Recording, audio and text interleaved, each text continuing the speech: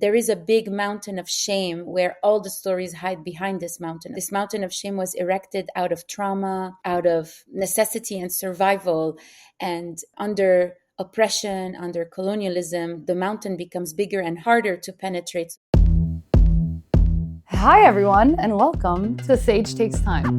It's not a cooking show, but we're hoping it nourishes your soul nonetheless.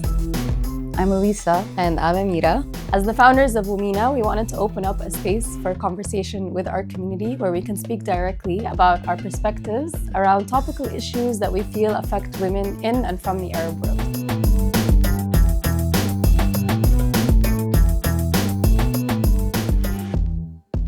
Ooh la la. Hey! Welcome to another episode of Sage Takes Time. Today, we're interviewing Céline Semaan. She's our beautiful guest for today, and I'm just going to introduce you a little bit. So Céline is the co-founder of the Slow Factory, and it's a platform and organization that works at the intersection of climate justice and human rights. Slow Factory began 11 years ago and has since become one of the vital voices that highlights the connection between different issues that affect our world. And it's become a place where a lot of people really learn how to verbalize specific talking points about issues that we care about. And you also just authored your first book. It's your first book, correct? Yes. You're an author and you just self-published a book called A Woman is a School. So we want to congratulate you on that. We can't wait to get our hands on it. Congratulations. And we really are excited to hear from you. What is the book about? What is A Woman is a School? Let's start there. Tell us what you intended to do with it and just the process of writing it. Yes, thank you so much for having me. This is my first podcast about the book, so I'm so honored to be on your podcast. You've always been the biggest supporters for Slow Factory, so shout out to Womena. Thank you so much for seeing us and giving us a platform as Arab women doing things in an unusual way, so thank you so much. And Thank you. Just side note, from one platform working on impact to another, I think we've always seen you guys and we've really admired everything that you've done. So it's really beautiful to share that space with you and your team. Thank you so much. It's so important to, platform each other and platform our people that are change makers and that are, working in unusual ways. If there's one thing about Arab folks and folks from the Swana region is that we're always going to find a way. If you tell us no, we're going to just go around it, or we're going to study the situation and figure out how do we get to where we need to get, because these systems were not built for us. They were not built for our well-being. They were built on our backs and on our country's safety. And so if anything, these systems are completely obsolete for us. They just exist because they do, but at the end of the day, they're not the truth.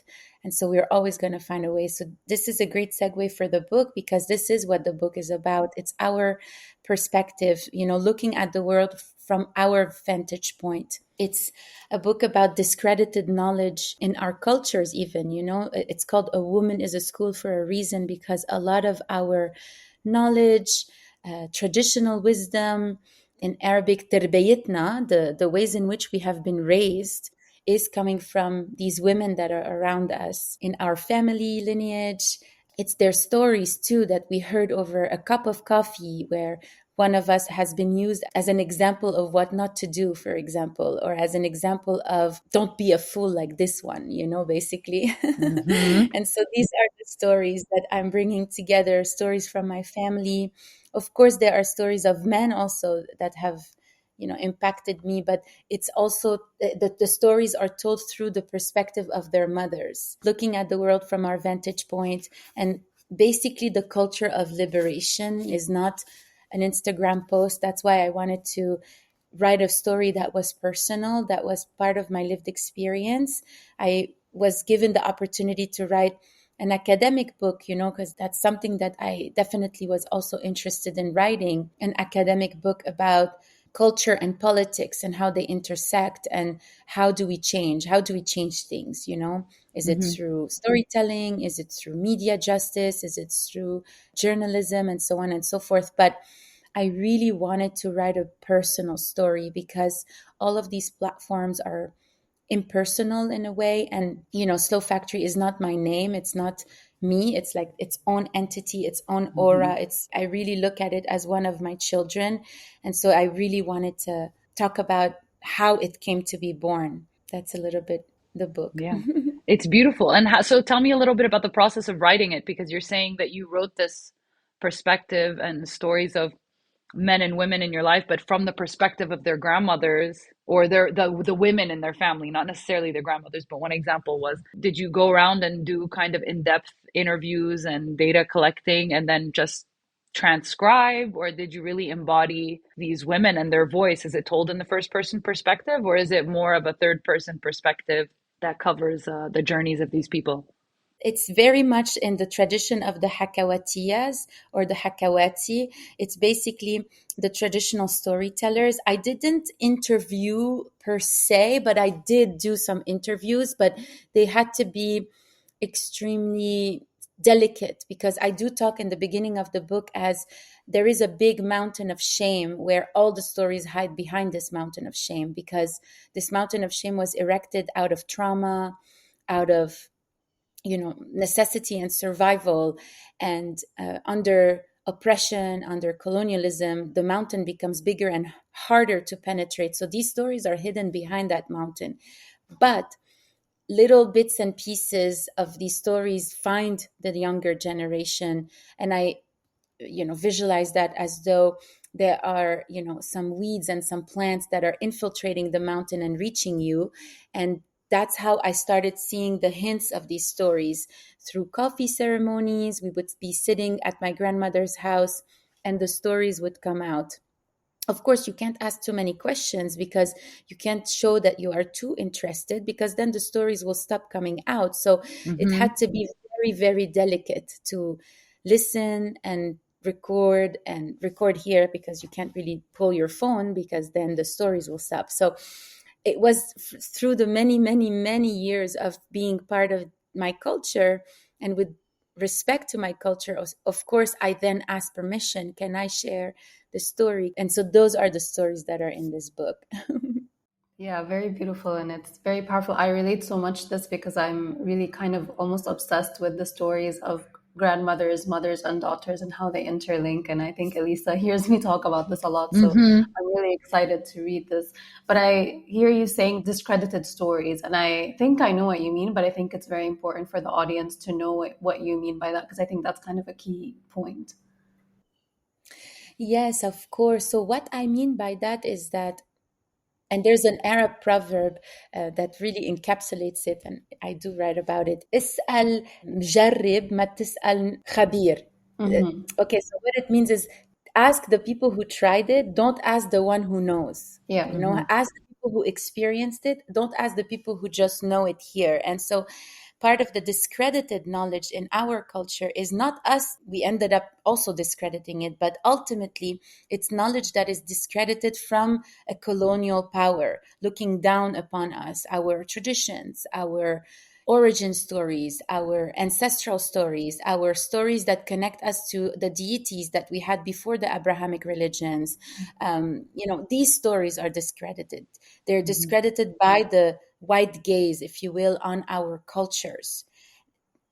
Things that we ended up also rejecting in ourselves because of looking outside in, almost like we have culturally managed to embody the look of the white person looking down upon us at ourselves. And so we have also brushed out these ideas that this is nothing. This is just how we do things. But this is how we do things. For me, it's like the most important thing that I'm willing and trying to safeguard, if you will, or trying to steward in a way where we writing it down reminds us a little bit about the things that we know and we just know. It's a bit hard to explain. It's that, in order for us to thrive into this world, we have to learn many different languages. we cannot just thrive speaking Arabic, for instance. So we do have to learn the colonial languages. And in doing so, there's a part of us that goes to the side. There's a part of us where we code switch when we are in a context of work, and then we just put away our real self. And the discredited knowledge and the authenticity of our beings lie in accepting all of our parts, and to also bringing in our parts wherever we are. So allowing ourselves to be as Arab as we want to be, or as Middle Eastern as we want to be, or as whatever as our culture as we are, and not having to compartmentalize and put away these pockets of knowledge and wisdom, for us to be able to just exist in a colonial space.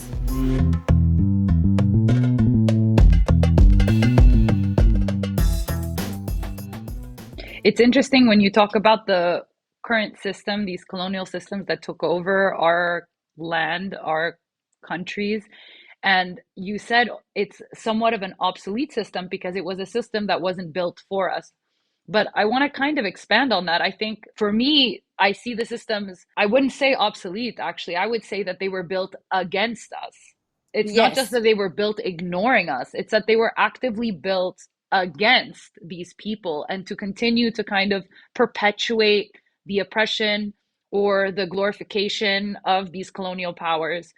And that kind of means that there's a disconnect that happens to our own native history and our own land and our own traditions. And when we talk about systemic change within parts of the world that are still suffering from the legacy of colonial rule, how do we really work within a system that's made to oppress us to break through? Because you have to build a new system. You can't actually change the existing system. You have to completely break through it.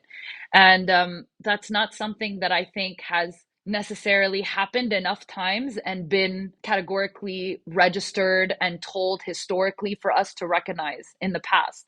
And so we have to figure it out for ourselves. There's this moment now, this momentum that's maybe happening where the early foundations of that might be putting in place. But I wonder how you see that and how you see that path forward. I definitely want to say that for us, we see these systems and we know that these systems are built against us. Like I said, they're built on our backs and they're built on the safety of our country. But for us, these systems are not the truth. Like, we know they are. For example, some cultures would look at these systems and say that's the ultimate truth. They don't even question them. They don't even think that this is a system to begin with. They don't even see it, the ways that we see it. We see the system because it's not built for us. So that's the thing with systems design, is that the system only appears to you when it is not working for your benefit. For instance, when you're on the phone with customer service and then you're facing a robot and you're realizing that you're actually, the whole system and their entire framework does not work for you. Let's say, for instance, you lost your credit card and you can't get anywhere and you can't purchase what you were supposed to purchase, and maybe it's a life or death situation for you at this moment. Then you realize there is a system put in place, and that system did not have your case study taken into account when they were designing said system. So that's when people start seeing that there is a system to begin with. But most of the time, these systems are obsolete. They are invisible. They aren't visible to the eye unless you are from a community that is underserved, period, by design, that is discredited by design, that is a sacrificial community, as Naomi Klein calls them. And then, only then, when you are born into these communities, then you understand from a very young age that there are systems in place, that they are not the truth. They don't represent you. They don't define you. And you can observe them and figure out a way around them. And so that's very much how we were all raised. And that's very much what we talk about in the book as well. Yeah.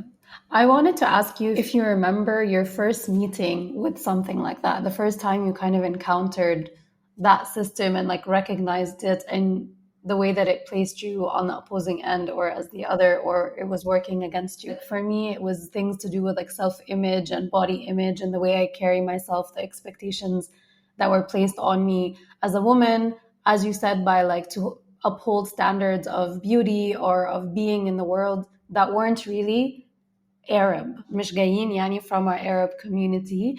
So it was kind of early on, but I didn't realize what I was interacting with until much later in life. Do you remember one of the first instances where you felt that way, where you felt that kind of opposition to your very like existence almost?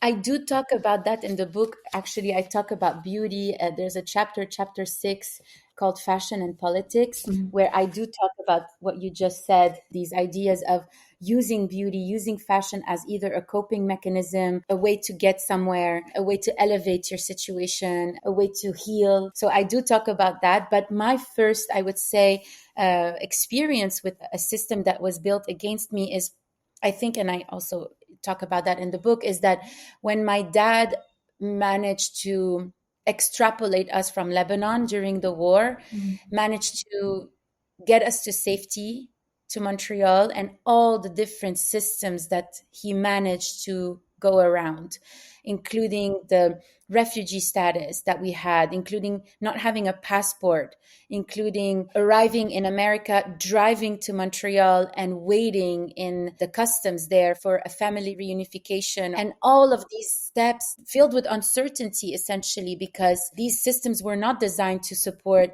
the people fleeing from a war-torn country. They were not designed to support children that has had to spend hours on the road, hours in waiting room, without water, without food, and we're seeing this today in the borders of the United States. We're seeing this today everywhere. These systems are not designed for refugees. They're not designed for people fleeing a dangerous situation. In fact, these systems are designed to hold these people in limbo. Yeah, and in limbo, and in these purgatory. These systems are designed to put people in purgatory for a very, very long time. They're not designed to get them to safety right away. And so those were the first systems that we experienced. And me personally, at a young age, where I realized, maybe not with words, but with my body and my experience, that we were not safe. We were fleeing, we were persecuted, all of these things that it took me a long time to uncouple with, if you will, in my day to day. Yeah.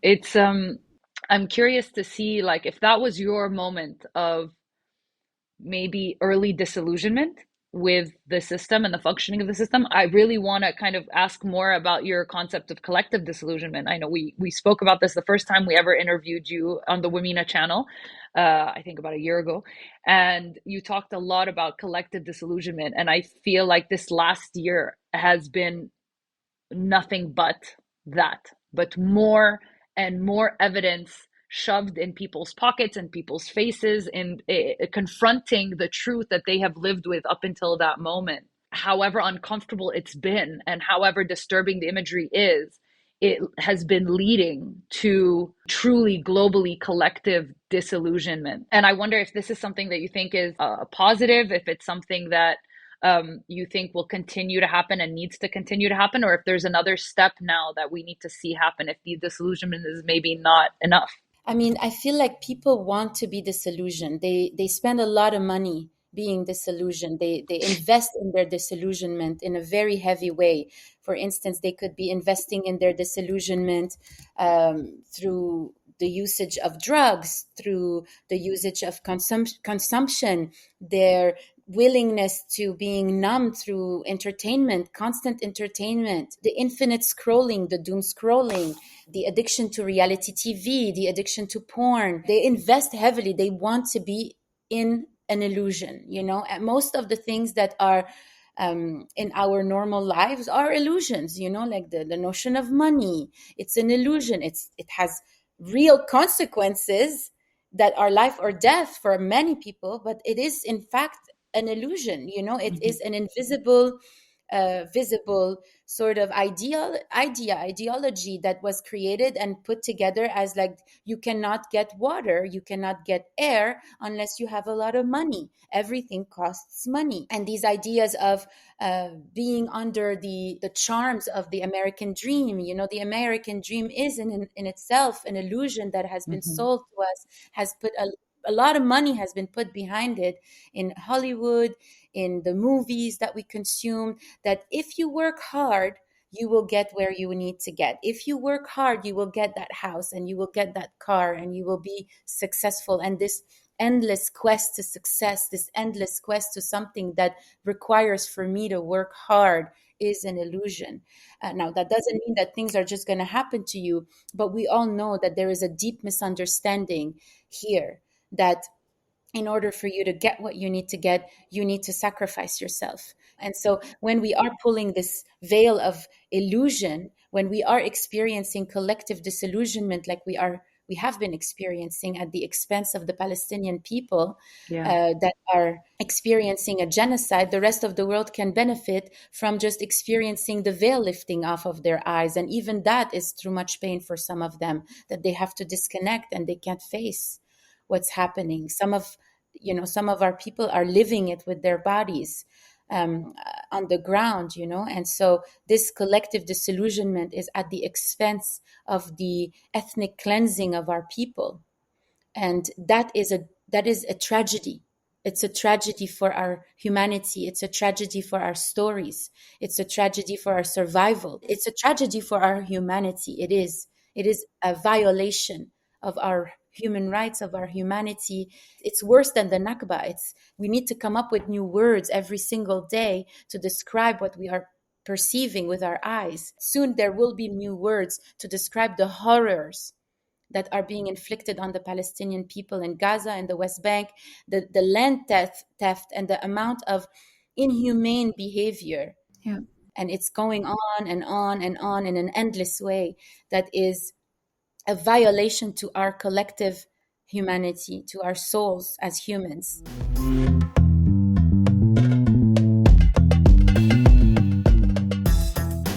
I think part of what a platform like Slow Factory has been able to do, unfortunately, that it has had to do in the last year because of the genocide and because of the ongoing atrocities, is really put words to things that usually people have very hard time describing and have a hard time maybe understanding, because these things maybe seem like they don't make sense, they're too difficult to understand, they don't know how to form an opinion, or they don't see the interconnectedness of the different issues. And I think part of the work of the Slow Factory has been to draw those connections between the different points and the different issues and why it matters, to show people what's actually happening. And so I wanted to talk to you a little bit about that, about how you practice that work, how editorially, I mean, we're going to talk content a bit just because this is something that we all connect on and it's a shared value for us, the importance of storytelling. But this kind of storytelling and this kind of part of disillusionment is shattering the illusion of objectivity, and it's shattering through all these frameworks that we're used to describing ourselves as a region, as a people. I'm sure it's been very challenging, but it's also in many ways brought light to issues that people haven't had a chance or really ways to verbalize. So how do you feel like the impact of the Slow Factory and the content and this as a platform, that voice, how has it been evolving over the year with the mounting challenges and this not going away? None of us thought it would last this long, but yet here we are still. So how challenging has it been, and how do you find yourselves now as a platform? I know you've spoken a lot about being doxxed and facing funding issues. If you can tell us a little bit about that. Yeah, it's I don't know how to explain this without, sounding like a little bit sad, because it's been very, very challenging, very, very challenging to witness the death of our people, having to process that pretty rapidly and spit out something that the public could understand. Because a lot of times we just put it out as it is, but what we do at Slow Factory is we contextualize it. We do a lot of sense making in the ways in which the way we designed our editorial strategy is there's a lot of connecting the dots and sense making into what we are witnessing collectively, which is, I think, the magic of the Slow Factory is in that labor. Yeah. Okay. And it's actual labor to witness it with our team to freak out, to not forget that we have it. Like in the beginning, we were crying the whole time. We were crying. We were very, very sad, depressed.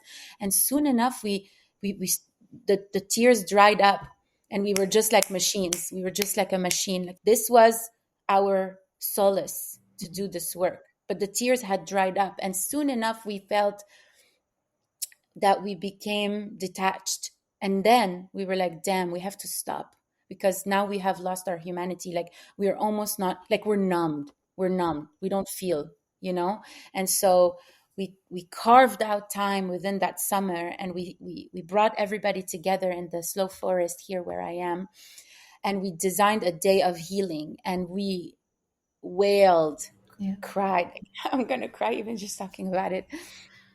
I mean, we relate much to this emotional side and the need to process quickly, produce quickly, and almost not feel your feelings. So on one level, I'm glad, of course, that you were able to recognize that and take time out as a team and come together. But I'm sure it was also very difficult as well. And what a privilege. A lot of us deal with survivor guilt, knowing that we have such a privilege and taking that as a responsibility more than anything. But being in this space of service also is at our own disadvantage in many ways, because we are in a space where we refuse our own healing, So that's why it was so important to carve that space out and to not forget to feel deeply. Yeah.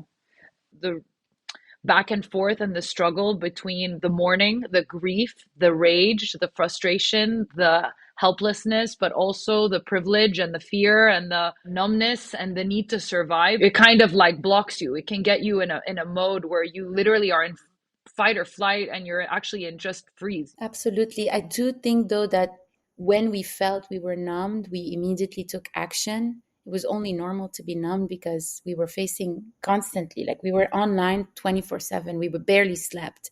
We barely ate. We were just on, And when we realized that we are starting to lose ourselves, then we really carved out a space to not do that, because I think that the work is so efficient and effective. And I do see the Slow Factory as art. I don't look at it as we have a platform only.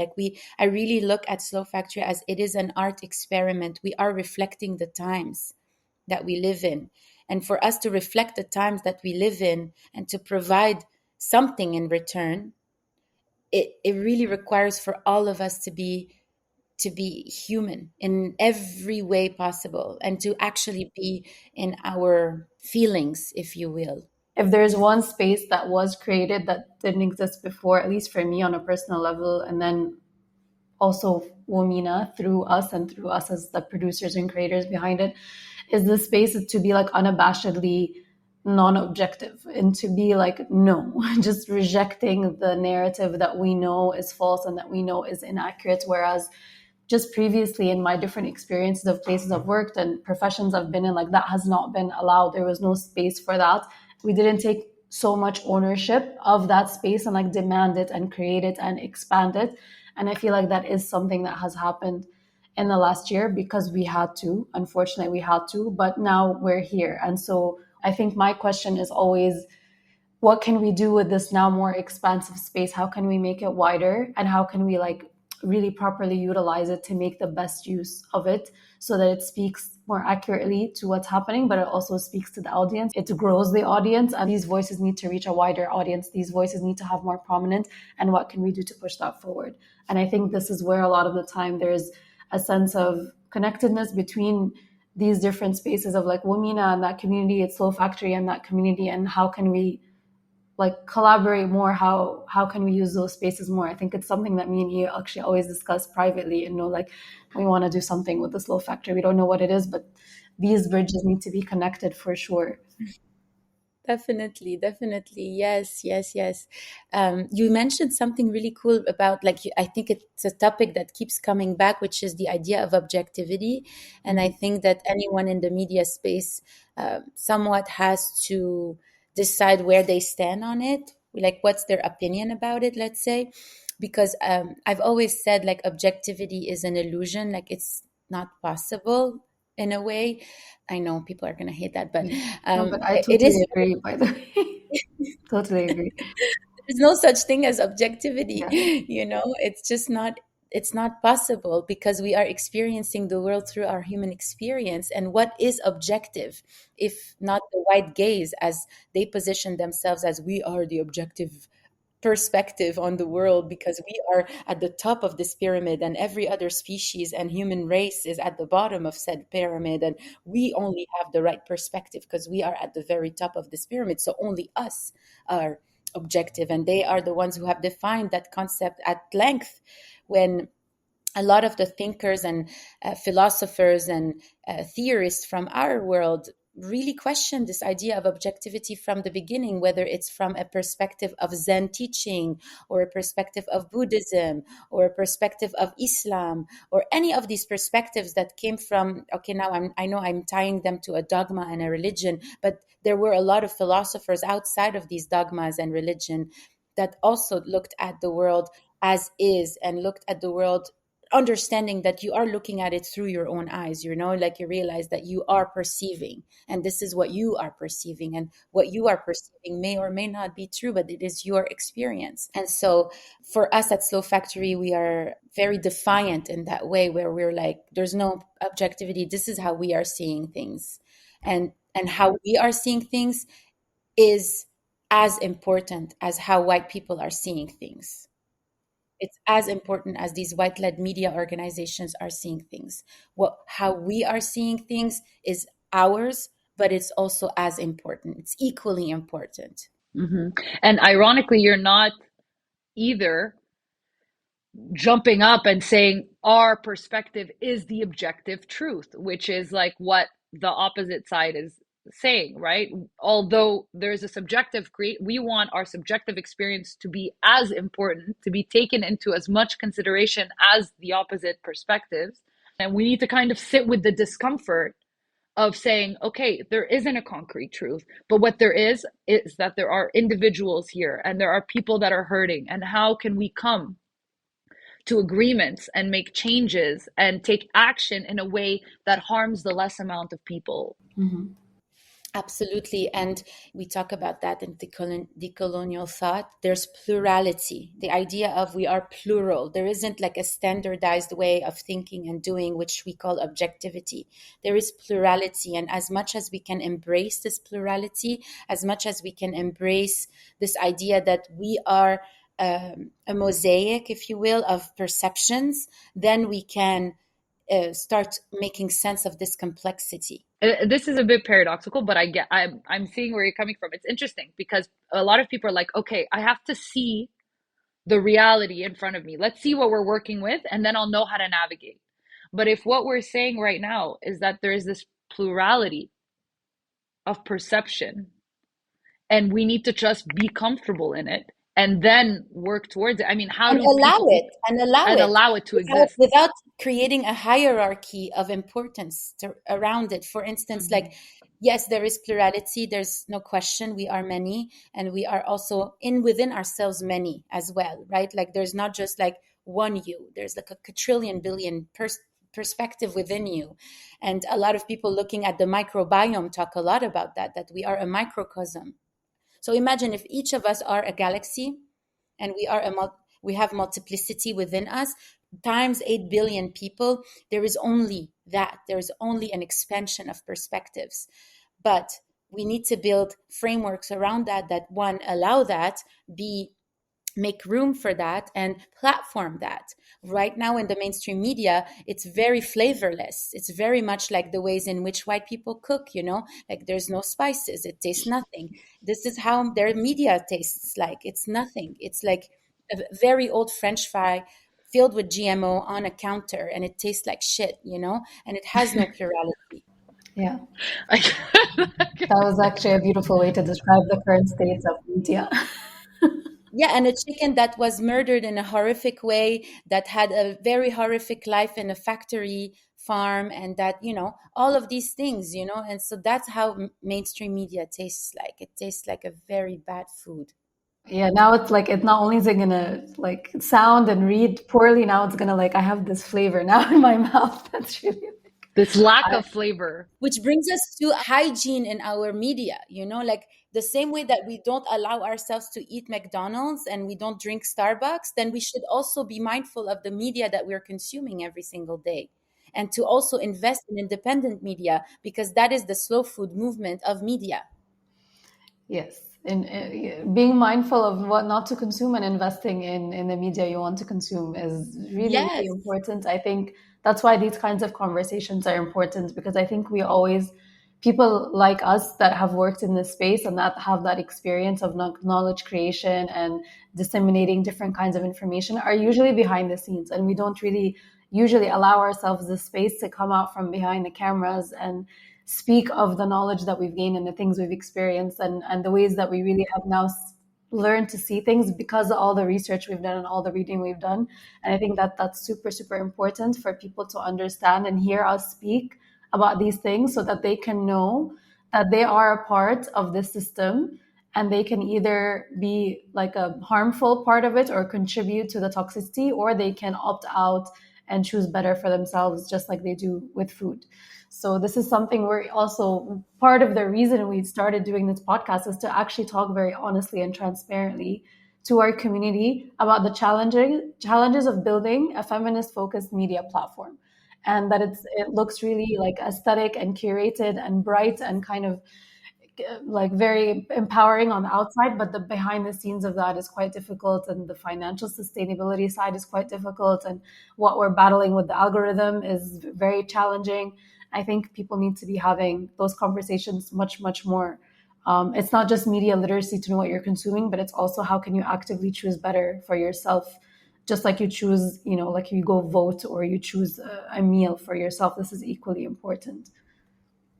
Absolutely, which also brings us to, for example, this book.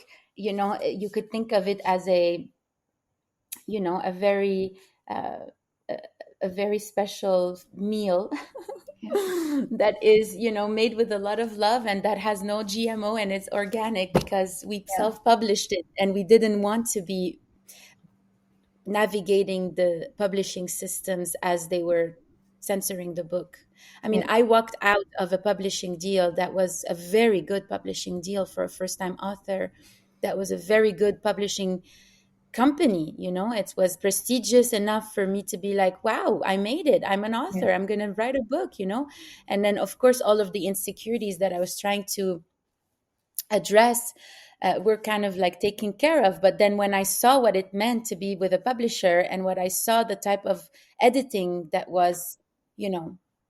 pressuring this book to follow the oppressive aesthetics of most of these global north books that are, at the end of the day, don't taste good, don't taste as good. My main goal is to preserve authenticity as much as possible amidst this ongoing oppression that we face, whether it's cultural, media, aesthetics. Like we talk a lot at Slow Factory about oppressive aesthetics, and I myself have penned a lot of essays around that idea. I really wanted it to be its own flavor as much as possible. It's like Teta's cooking, you're giving us like that's Yes, how delicious it. You're giving us grandma's recipe, literally, clean, literally. tasty, heartwarming, like straight to our soul, feeding our soul. 100. And they want to feed you some like frozen Lunchables filled with lead thing that like has been processed in I don't know how many ways with whatever genetically modified ingredients and animals. And you're like, no, dude, I want a fucking manouche cocktail, with za'atar from her Yes. garden. شو هيدا? It's like, Exactly. So I love that you said grandma, because I always say that like I'm 100% a grandma stuck in a very young person's body. But now I'm no longer very young anyway. But there's definitely a grandma energy in this book. And cooking, like my grandmother, is my obsession. I practice a lot and I love cooking. So it's very much like that. Yeah. Yeah, I'm glad you brought this up also because I did want to ask you about it, the idea of self-publishing and why you chose that. So I think it's really important for people to know that also so that they can then be like recognize the importance of buying the book and reading it and having it with them and telling their friends about it. And I know that you also have two daughters that I'm sure you're passing all this sage and wisdom to, and plus the cooking, plus the recipes, plus the traditional lore and stories that, from our lands. And I'm wondering, do they know everything that you work on? Are they aware of this book and like what it means to you? Have they read it? Yes, I have a picture of them reading it together. There's a lot of words my 8.5-year-old doesn't know, but I have a 12.5-year-old daughter who read most of the book and very much, is feeling it. She also made this painting behind me that says No my mother. way.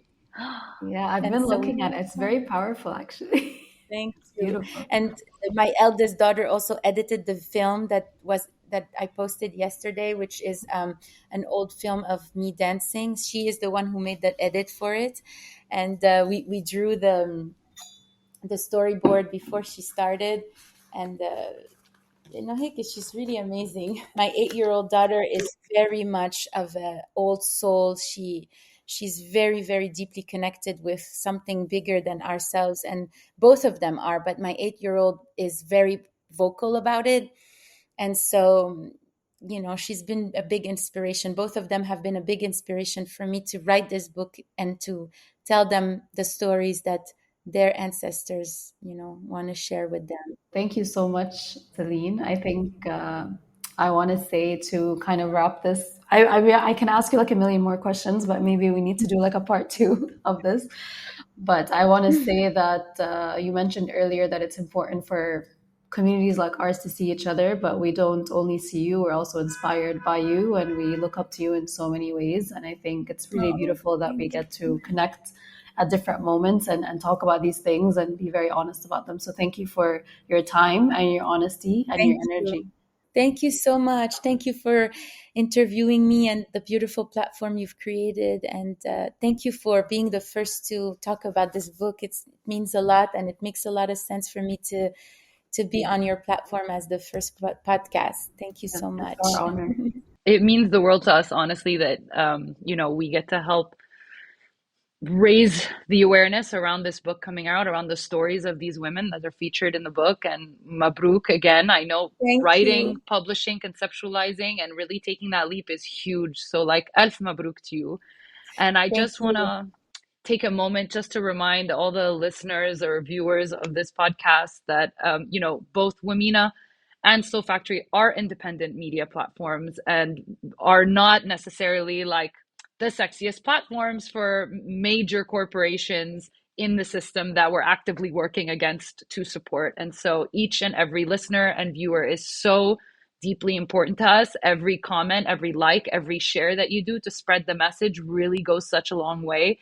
And if you're able to donate or subscribe to either of our platforms, like, again, that goes directly into the functioning of this group and to creating more of these stories and more space for these stories to be received and to be heard. Thank you, guys. And remember, sage takes time.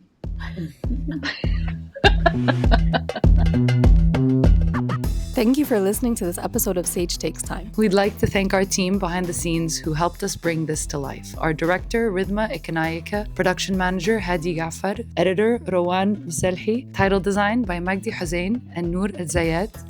The incredible music was created for us by the amazing artist Little G Fresh. A new episode of Sage Takes Time drops every week, and for those of you that subscribe over on Apple Podcasts, you're going to not only get those episodes a week earlier than everybody else, but you're also going to get some special bonus content that we create. This podcast is produced by Womena, a media company spotlighting stories of Arab women with a feminist lens. If you enjoyed this podcast, don't forget to subscribe, rate, review, and share with your friends. Make sure to follow @Womena on Instagram and subscribe to our YouTube channel for more.